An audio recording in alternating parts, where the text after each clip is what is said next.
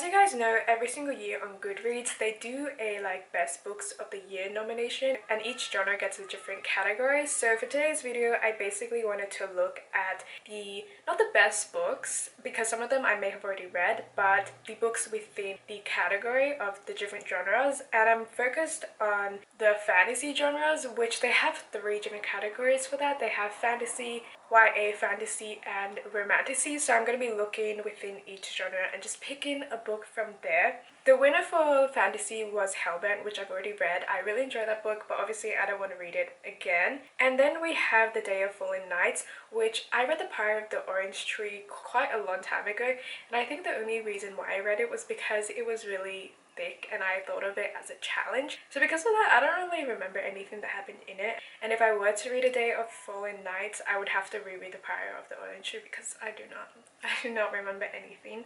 And I also want to read Emily Wilde's Encyclopedia of Fairies and Bookshops and Bird Nests. And there are also other books that I put into my want to read list, but I don't know which one to pick. I also started reading Soulcatcher, but then I ended up DNFing it because I didn't really enjoy it.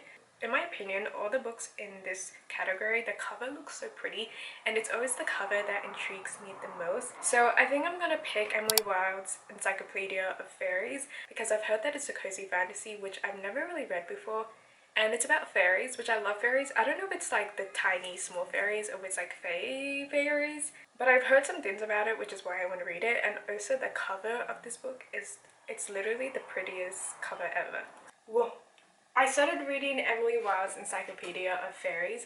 I literally just started reading it. I've only read 5 pages out of 323 pages. But I'm going to read a little bit more. My fear though is, because I've heard that this is a very slow book with no plot. And for me, I personally like it when a book has plot and that it moves really quickly. But if the writing is good, if there's no plot, I probably won't care. But if the writing is bad and it is slow, then I would probably have issues.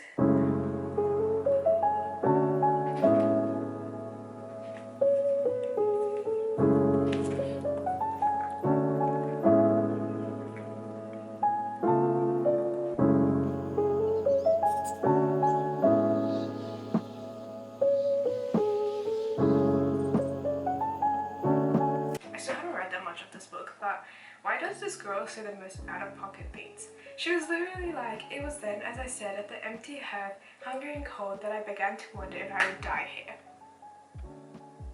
Girl, don't think like that. I kind of see this book as white noise. It's very calming, very relaxing. There's not a lot going on, but I honestly really like it. I really love seeing the interactions between Emily and the village, and also the interactions between the brownie that we first get introduced in the book. He is literally the cutest thing ever. I just want to keep him in my pocket. This story is pretty slow as of right now, but I really like the main character's point of view, especially because her humor is very dry, but also I kind of relate to her social awkwardness, and I like how she's slowly warming up to the other characters. It's quite interesting because she only considers one person as her friend, which is Bamberly. And it's quite funny because I feel like the only reason why he's her friend is because he's very pushy, and he's the type of person where even if she was to ignore him, he would just keep going after her and keep annoying her. But to be honest, when we first meet him in the book, I honestly thought that he was like an old professor, some sort of mentor or something like that. So when he arrives and I find out that he's 29 years old, I was like, oh, okay. The romance right now is not really showing up, but I do know that it's gonna be very subtle, which I love it when the romance is very subtle, and I like how it's not the overall plot of this book. It really focuses on the fairies and just the town that they are in. When I said there was no romance in this book, I was wrong. The love declaration in this book is honestly the best love declaration that I've ever read in my whole entire life. Just like the little subtle glances and thoughts. The words that he said, I highlighted so many parts of it because it's like the most beautifulest thing I've ever heard in a book.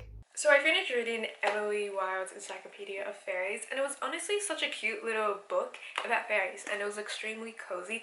And the romance by the end of it, like, I'll be honest, the ending got a little crazy, but at the same time there was something about it that was like so comforting, and the whole like village and the characters and the bond that they had together, it was so cute. And the romance as well, like, oh my god, I cannot wait to read the second book. I already picked the next book that I wanted to read, which was Powerless. So I've been wanting to read this book for a while because I've heard a lot of people say really good things about it. Apparently it's very similar to Red Queen and The Hunger Games. The Red Queen was not my favorite book, and I kind of forgotten what happened in it because I read it like a long time ago. I honestly feel so confused because I feel like whenever a book is very overhyped, I go into it expecting to love it because everyone else does, and then when I don't love it, I'm kind of disappointed. But you know what, it's okay. I ended up Dnfing Powerless because even though I felt like I could have read it, there was something about the writing that kind of put me off, and the characters, in my opinion, did not really have any chemistry with each other. Even though I don't really remember what the Red Queen was about, I could definitely see the similarities between them. I read ahead to the ending, but I did not want to go through that pipeline again. I don't know, that's why something about this book confuses me so much, because I definitely could have read it. Something about it was addictive, and I kind of just kept reading it, but then it went to the point of, do I really want to finish this 500-page book even though I'm not certain if I like it or not? I did start reading another book because I had to make sure whether or not I liked the book before telling you guys what it is.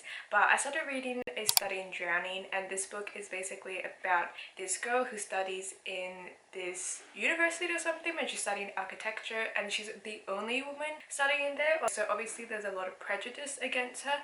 As of right now, like, the story hasn't really progressed that much, so I'm kind of waiting for the plot to move forward a little bit more. The only reason why I'm still reading this book is honestly because of the love interest Preston. I love him so much. The way that he's described, his flushed face, his slender fingers, oh my god, I love him. But I will be honest, the book kind of boring. Like, I've been reading it and I kind of want to take a nap or something. Like, I don't know, it's making me so tired. I swear the only reason why I was able to finish this book was because of Preston. He carried the show. The rest of the time I was like, honestly, I should have DNF'd it. It was so boring. It was really slow.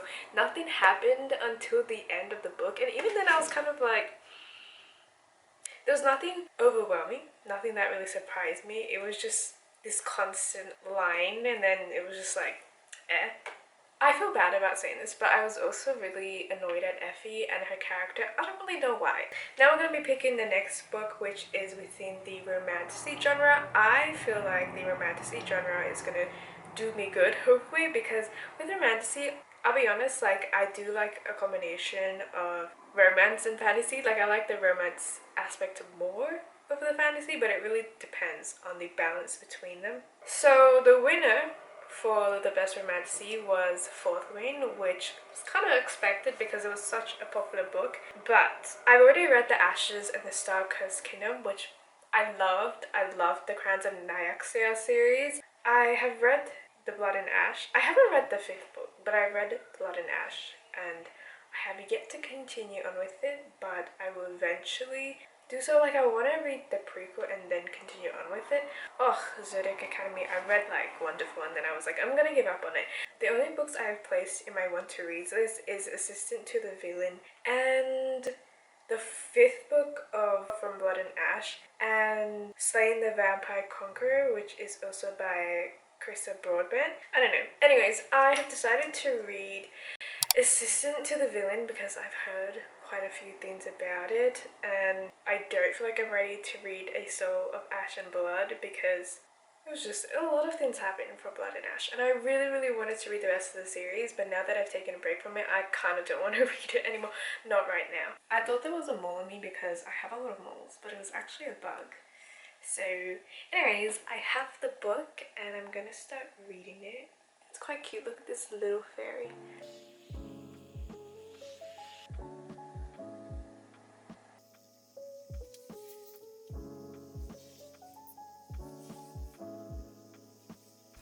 Yeah, okay, I decided to DNF Assistant to the Villain, and this is basically my brilliant review on it, but my issue with it is that the characters were really two-dimensional. They had no chemistry between each other. The writing was a little bit weird in my opinion, and it was funny in the beginning, but it got a little bit dramatic later on, and then I was like, you know what, I don't really want to read this book, and not as good as I thought it was going to be. So I had to pick another book, of course, and I really only had two options, which was Soul of Ash and Blood and Slaying the Vampire Conqueror, and I decided to pick Slaying the Vampire Conqueror. I might as well explain it while I'm at it, but it's basically about this girl, and she's kind of part of like this group of sisters, and she has special abilities where she can see the threads of different places and people. Don't really know how to explain it, but she acts as the seer for the vampire conqueror to earn his trust and to, you know, manipulate him into doing what she wants, and then you can guess what happens. A lot of war, a lot of betrayal, some romance. As you guys know, I DNF Assistant to the Villain. I ended up reading Slaying the Vampire Conqueror, which I read this book so quickly because it was just so easy to get into, and although I really enjoyed it, I feel like the plot and the overall romance could have had more angst to it, more tension. I don't know, something about it was kind of lacking in a way, and because of that I didn't end up giving it a 4 stars. I genuinely wonder how books are chosen to be part of the Goodreads nominated list, because I'll be honest, going through those books was a very interesting time. I don't want to be rude, I definitely do think that the books that are on there obviously deserve to be on there, kind of, but I wonder how they are chosen, if it's because they have a lot of reviews or because they are very popular within like the media space of books. But I tried reading some of them, and that's basically my thoughts on the books that I've read in this video. But that's basically the end of today's video. If you guys haven't subscribed yet, please do if you want to, and I will see you guys in another video. Bye!